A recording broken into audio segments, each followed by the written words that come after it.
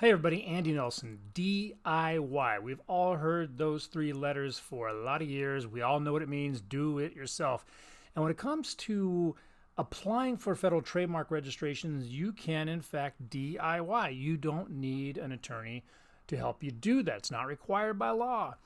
However, there are a lot of dangers that come along with it. Now, I will say that there are plenty of people that have DIY'd their trademark applications and have been successful and have obtained those applications. But there are dangers. There's a lot of legal decisions that come along or really kind of present themselves all along the way when applying for a trademark.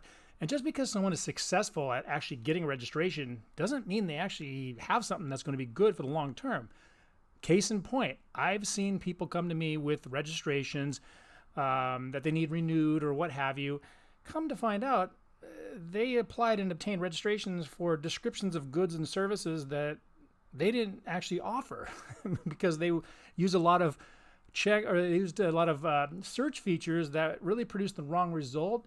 And they just thought, well, it was close enough to what they were doing, and so they just selected what was there.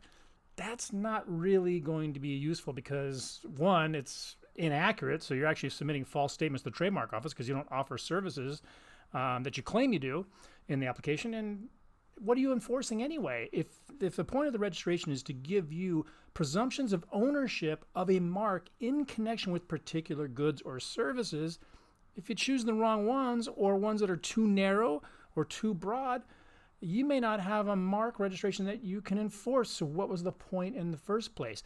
Or even if it's the right or a seemingly close or correct description of goods, there are also classes of goods or services that the trademark office allows you to select. And if you select the wrong class, you may have trouble enforcing your mark against somebody else who comes up with a similar mark that you think is going to be infringing on your mark. But if you're in a different class from their application, you may have trouble actually blocking that application. So again, there are mistakes that can be made along the way. Seemingly, okay, I have a registration, but there could be goofs in the registration, or along the way, you're just making mistakes. The application process is an online application. You just kind of move from screen to screen and to screen and enter information. A lot of information is pretty easy, right? It's your name or your address and things like that. But when it comes to selecting or uploading the mark, you have to upload the right kind. Sometimes it may just be words, but if it's a logo or a different kind like sound, you got to figure out how to do that. But for some other questions, describing your goods or services, selecting your class, selecting your use date even. Sometimes, what is that? What is your actual use date? Some of these really require some legal know-how. Now, you can learn this, but you got to take the time to do it. Point is, you can DIY, but there are dangers along the way. And don't just assume that because you have a registration, you did everything right. Or what I hear a lot, people say, I did it, it was easy. Well, maybe it was. Maybe they got an easy path to a wrong registration or an easy path to a correct registration.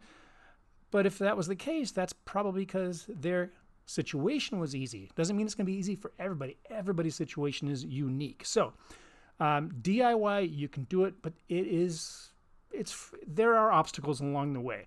You can learn how to do it if you so choose. You can use professionals, but you can do it.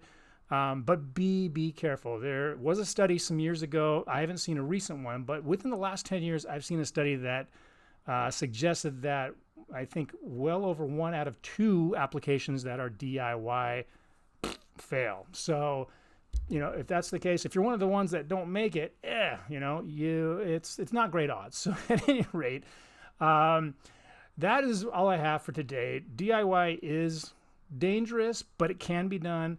And 2, just because you are successful, you got to be careful because you may not have something that is as enforceable as you might think it is. Anyway, if you have any questions about this video, drop a comment, shoot me a note. If someone might benefit from this, please feel free to share it.